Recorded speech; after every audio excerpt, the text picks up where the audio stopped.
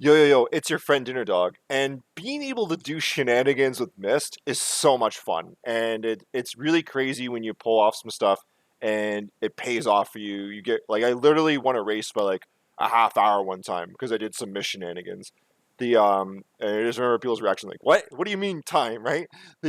So let's become masters of Mist. Again, 300 series, so take it with a grain of salt. If you're just starting out, this probably isn't for you. But we'll get you here soon enough. And if you've been running the rando for a while, then you're in for a treat.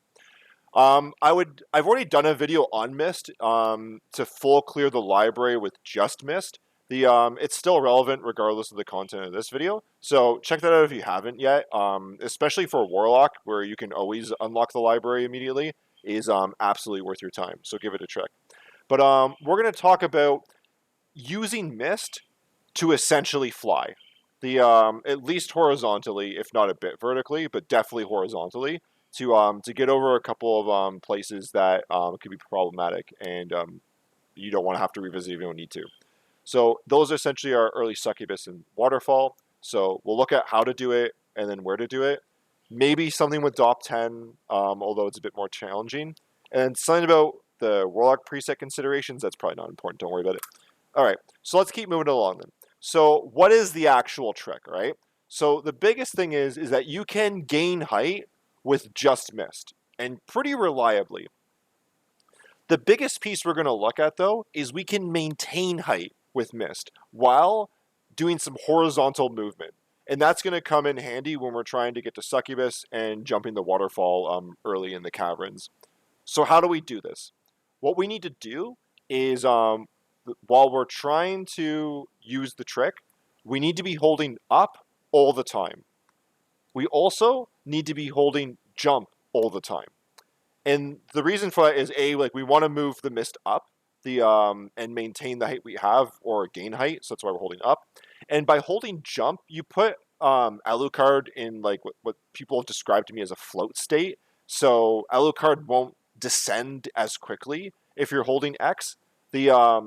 And we want to make sure that happens because we don't have a lot of time to enact the trick, and any height that we can save by falling slower or just not enacting falling for like a split second is very beneficial to us. So we need to do both. It won't work if you're not doing both. The You can also, along with holding up, hold left and right, or left or right, not left and right. That's cheating. Don't you be a cheater, all right? The And the problem with this is even so you're holding left or right, and you need to hold up, but you're not really going to gain height doing this most of the time. If anything, you're going to maintain height at best, depending on how good you mash at pressing Mist.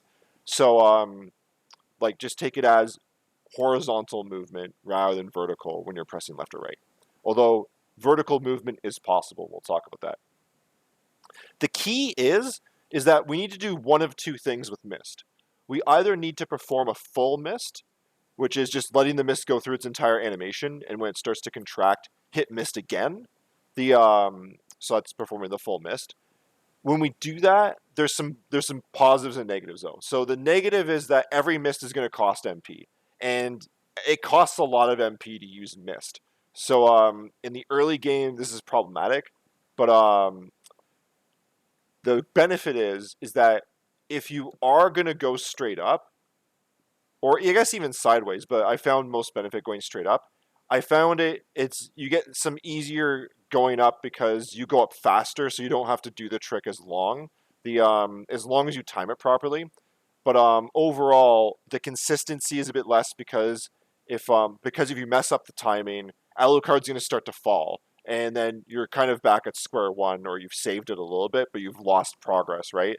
And especially because you're using MP to do this, you're likely to start running out quickly if you're making a bunch of mistakes. So it's faster. You gain more height if that's what you're aiming to achieve, or actually just more movement in general. But it can be less consistent because you've got to time it right. And if you mistime it and do it too late, you're going to start falling, and that's what we absolutely want to avoid. So the more recommended version in most cases, especially when we're moving horizontally, is to just rapidly press Mist all of the time. And so you've likely done this before. When we go to try to fight all rocks with just Mist, you want to, once you get into the gap, you want to keep pressing mist as fast as possible. Just ram on that button so that with that purpose, you're trying to save MP, because sometimes when you do that, it doesn't actually exhaust any MP, which is fantastic. The only drawbacks from this perspective is we're not just trying to save MP, we're trying to go places, right? We want to move essentially, or we want to fly essentially, right? So when you do it and you're trying to gain height, you're going to gain less height overall. And that's going to just translate into just overall slower movement. But I find it more consistent because you're not timing things, right? With the full mist, you got to let the mist actually go through a full cycle and then perfectly time with some buffering. Like I just hit the button a whole bunch of times to replicate that to avoid falling. And when you rapidly press mist, you're less likely to fall. The and theoretically, you have a greater potential range because you could get like a million free missed presses, right? And then that is going to essentially let you go as far as your arms can take you. I guess the only other disadvantage of rapidly pressing it all the time is just arm fatigue. So I'm going to be going through two methods that you can use to pull off the trick.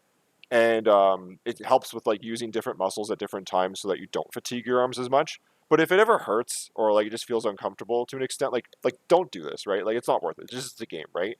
Like you can just take this information for interest, but like don't hurt yourself. It's not worth it. There is a third method to flying with mist using a thrust sword, but I'm just gonna be honest. I've tried it. I can't do it. I'm not the greatest with like doing the thrust sword movement to begin with, and then translating the back to front to do the thrust, and then into a mist, and then immediately back into a thrust sword attack. I'm just not good at it. So you should look into it, and especially if you are good with thrust swords, like it could be a more efficient method. You certainly gain a lot of horizontal movement, and when I saw, I think like Jupiter was doing it in one of his rando runs, he gained a lot of vertical movement as well, and was very consistent. The problem is just for me, I can't figure it out. I can't get my fingers to move the way I need them to. So look it up. I'm not going to try to explain it here just because I don't want to send you on the wrong path, but it is a thing, and if it interests you, you should look into it. Okay, so what are the logistics here? What we want to do is we don't want the control, like we're going to be ramming on this controller, right? We don't want it to bounce around, right? And it's going to be harder for our hands to mash the button when there's nothing resisting it, right? So the easiest way I found is, as you see in the picture here, take the controller, like the legs here, like yours will look different, but whatever. Put them on the desk in front of you. And then when you're hitting the button, like I can probably just zoom it down here, right? Or maybe not. It doesn't move very well. There we go. You can ram on the button faster because the controller is not going to be moving it around, right? Like if I'm holding up here, the thing's moving. Now it's very consistent, right? So that's what we want to do there. So as we hold it on the desk, we want to be taking our right thumb here, and we want to hold X. So this button down here, at least for me, the whole time. So we're going to jump, we're going to hold it, and we're never going to let it go, right?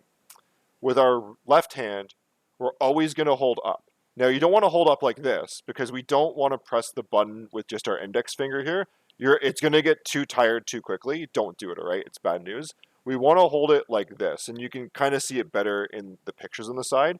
But we almost like want to just like almost pinch the controller, and like this is backwards because I'm bending my wrist to show it on the camera. But you can see it a bit better in the picture there, right? And you can see where my nail is, right? So my thumb nail is pointing down. And the pad of my thumb is pointing towards the controller. And then you'll notice that my fingers are right on top here. I don't do anything with my pinky; it just kind of stays out here, kind of like I'm drinking tea. But we want them on the top of the controller here. Like my controller has space for three fingers. I try to move it to the side a bit because most shoulder buttons work on a hinge, right? Where I can press it really easy on the outside, but on the inside I can press it, but it's more resistant. Like give yours a try right now. So I want to move my fingers to the side here so it's less effort to press the button because we're going to be pressing it as fast as we can. We don't want resistance if we can avoid it. So you'll see from the bottom here, there's two rapid press methods that use different muscles. The one I find more consistent is taking my three fingers and pressing the button at the same time with all three. And the reason is because my arm is going to be doing the movement, right? I can just keep my wrist stiff and then use my arm, or if I want to, I could use my wrist, although I don't think that's advisable. So like my arm, my shoulder are doing the work as I press the button, and I'm just using three fingers in unison as I find it more stable than trying to do the same with one finger. So this is more stable. So I can hit the button really fast like this. I can do it even faster when it's on the desk, right? I'm just ramming on that button. Okay. The but sometimes your arm or your shoulder might get tired as you're doing it. So what I do is if I want to rely on my fingers a bit more, just for a little bit, I'll start pressing it with my fingers, like not moving my arm at all. But you can see here I'm rotating my fingers in. So I'm pressing each finger one at a time to get the appropriate amount of clicks. But your fingers are small muscles, right? But they're only doing it a third of the time because I'm splitting the load between all three of them, and kind of just like I'm almost like I'm strumming the controller. So this is the best, all three. I find I get faster movement and it doesn't hurt as much. But if I get tired, I'll just start strumming it with all three fingers, ideally as far left onto the pad as possible to meet less resistance. So by doing that, we're going to hit the controller as much as possible, as fast as possible. Wonderful. Okay, that's the end of that demonstration. Let's bring her back over here. Alrighty. So now that we've done that, let's look at, and like we've done it and now we know how to fly. Let's look at some places where we can do this, and we'll show some examples here, right? So early Succubus. We'll bring the game up here. Alrighty. Let's bring it back. So a tale as old as time, right? Nobody likes to go down to the caverns, right? When you can't do Succubus. It's a real pain in the ass to get back here, right? But we can cross this gap with just mist. So the way we're going to do it and set this up is we want to Alucard to, I'm just use it with Bat for a second. We want Alucard to jump into this well over here, right? We don't want to hit our heads here, and we don't want to get stuck over here to start. Although this is better. Because we want to maintain as much height as possible. So if we jump into this gap and then keep pressing over to the right, and we end up over here, by the time we start issuing our mists, we don't have to hit the button as long, like if you were to start it from over here without jumping. And you definitely, the biggest thing you want to avoid is hitting this ledge here, because you're just going to start falling. And when we're doing this trick, height is the biggest reason. Height and MP are your biggest resources. You need to exhaust MP to gain height, and it can be difficult to gain it after it's been lost. So make sure you keep your height. So I'm just going to Mana Prism here to get back. What I've been finding is you want to be as far right as possible, so that when you initiate the jump, you can just get in there, right? You don't want to be like over here and then bonk and then you fall and it's a big problem, right? Obviously, I'm just going to get myself back up. I'm cheating. I have all the relics, but I've turned Power of Mist off. Actually, I'm not cheating. This is Eldritch's save file where he legit beat the game and got everything. So thank you for that, Eldritch. You're amazing. So I found that when using the rapid method to save some MP, I can get over the gap as low as 50 MP and as much as like 120 in my testing. It really depends on how fast you mash and how lucky you get. So let's just demonstrate that here, and our MP is full, so we can observe it afterwards to see how much MP it's taken. And it's probably a good idea to save before trying this trick, because if you do end up bonking up here, then it's going to be really hard to recover. And I do think this trick saves a whole bunch of time, because early Succubus is pretty good, especially in OG if you get that situation, because you know you have to come back here. You can't gamble this. So let's give it a go. We're going to try to press up and right and hold it at the same time while also pressing jump. It's important to press right before you press jump, so that you don't hit jump first and then bang on this and then start pressing right as you're falling. And you do have a bit of leniency when you fall off of a ledge. So up and over, jump, and let's start misting. I'm using the 3-finger method. I'm just hitting the button as fast as possible. I believe my inputs are probably coming on screen, but I can't see it right now. We need Alucard's feet to be above. Right now we're not, although we're gaining some height, that's fine. Oh no, we did gain some height, that's okay. So we made it over, and we used about 60 MP, just about. Oh no, no, like 50. Yeah, we're like 51 MP here, right? Unless I've done my math wrong. So that's actually pretty good. And I think I actually had a couple full mists in there. But so we made it. We did some good stuff. But I do want to show what happens when you get too low. So Alucard's feet, when he untransforms from mist, must be above the ledge you're getting onto in order for him to make it. All right. So sometimes you gotta move your thumb from up and right just to up to do a couple of mists to gain height. Actually I don't even need to go, or maybe I can just go to the edge here. We'll just bring it over here. All right, so we're gonna be too low here, and I'm just holding up while I do the mash. I'm gonna wait for Alucard's feet to be above, like there, and then I'm gonna initiate the right, and now I'm on. That's how that bad boy works. All right, so that gets us into early Succubus. We only have to do it once, and we gain the benefits from it. We never need to come back unless we need to come back for the Holy Symbol with the Merman statue. So let's look at the second scenario here. This one's interesting. So we do the early Succubus, we get nothing. Maybe we fight Scylla if we're playing a guarded logic. We also get nothing. We don't always want to go down this waterfall, right? Because we're kind of trapped down there, right? And if we were to go down with just mist, like into the catacombs and the mines, there's 2 extra checks down there, and we can get back up for the most part, especially with saving. So ideally, we want to cross this gap. Even if we make it to the first side and then we don't make it back for the second, at least when we loop back around the castle, we don't have to come back here again. So it's hugely beneficial. So let's change the slide here. So we're doing early waterfall. Oh no, this is too big. All right, well, let's shrink this down a bit. Perfect. Okay, so where we want to set this bad boy up is right up here. Now, what we're doing by setting up on top here is we're sacrificing horizontal distance for a better starting vertical height, and height is the biggest problem, and MP. Horizontal distance is not really that much of an issue with this, so it's better to stand up here to start it and just make it the trip a bit longer. If we start below here, not only the biggest problem is that we need to gain more height, because you can see as I jump here, I'm kind of at level with where I'm going to be going, whereas over here I'm way above, so I can make way more mistakes up here. The other thing too is this water's pushing me, right?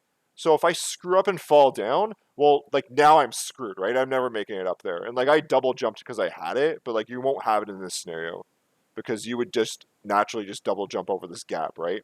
So you want to start on the side here. That's the best place. And you want to, again, as far left as possible. And we're just going to do the same thing we did before, except we're moving to the left. And you can see I lost a bunch of height there, but it didn't matter because I've gained a whole bunch of, or I've started with a whole bunch of height, so it becomes a bit free, right? And we've made it perfect, right? So we've at least gone through one side. We can open it up. Donkey Kong shows up. Great. Depending on how much MP you've got left, you want to move into phase 2, and it's just the same thing back. It's a bit easier because you're already going to have the height, and you can come back down where the water is. You just may want to wait a moment depending on how much MP you use to make sure you can bridge the gap. But we can do the same thing here, jump over. And I'm just using the 3-finger method. Getting some freebies, hopefully. And we're in there. And then just jump right away so the water doesn't push you. And now I can go into the bottom, into the mines, into the catacombs, do all those checks at a logic, hopefully hit something there. If not, I can, I'm not sure if you can get out of the, I think you can't get out of the mines without some sort of jumping ability. So you probably want to do a save at just before Cerberus, just in case you get nothing and you can crawl your way back up. Okay, that's how that piece works. But there's one more thing that might be interesting here, and that is this one here. So you're unlikely to be able to do this, but skipping Dopp 10 is definitely a thing. I've done it for 57 MP once, So you might be able to do this in the early game, but probably not. Trick is likely most impactful when, let's say you've, for whatever reason, you've done Slogger and or not Slogger and Guidebond, sorry, Minotaur and Werewolf early. You've gained some levels, you have a bit more MP, it might be doable. And you don't have a really like ridiculous weapon to kill Dopp 10 with. It does take time to do this, but if you're doing it with full miss, if you have more MP, um, you can do it in under 20 seconds. And that's a huge time save. Like the Dopp fight, depending on how much damage you're doing, is going to take way longer than that. Especially the intro takes like forever, right? So how does this bad boy work? So what we're going to do is the same thing, except we're just going to hold up when we do this. We can try full miss to gain height faster. Or we can just do the quick miss to get some freebies and gain height slower. We're going to go through both methods right now, because when it comes to vertical height, I find that doing the full mist is beneficial even when MP is a bit of a concern. So how I set this up here is I want to make sure that there's as little distance as possible horizontally between where I'm jumping up from and where I'm going up, and then like where I need to go to the left, right? I don't want to go to the left very long or very far. So, and the other piece is I don't want to turn around in midair. So how I set this up is I just stand on this ledge until Alucard's legs are together, and then I just press right. And that's a fairly decent setup to be going to the left here.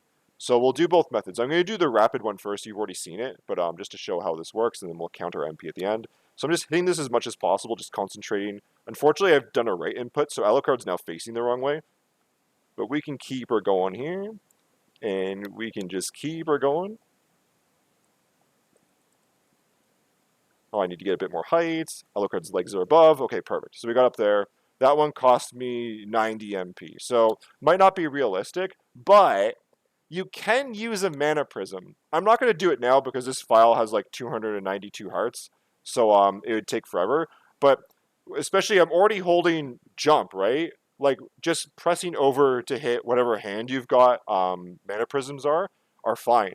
And I was worried when I was doing this that like maybe when I press Mana Prism, it'll stop Alucard from taking other actions, but I found that it wasn't the case. It didn't interrupt me doing the miss as long as I held jump and then kept hitting the button I have the Mana Prism in. The Mana Prism eventually came out, and I was able to benefit from it. So let's just use the Mana Prism now just to zero ourselves out here. The faster method is, instead of just hitting as fast as possible, is to time it. So the way to time for a full mist I found is when the mist, like you're gonna start as Alucard, you're gonna turn into mist, and then you're gonna start contracting. And as you get like halfway through the contraction, I just kind of like hit the button 3 times. You essentially want to hit it while Alucard's is coming out of mist and flashing. I'll show you that. So he starts like flashing for a bit. So just as it starts contracting, I hit the button again to like 3 times to so that I make sure I hit it in that window. So I wasn't holding up there, that's why it wasn't working. But let's see if this is any different here. 1, 2, 3. 1, 2, 3.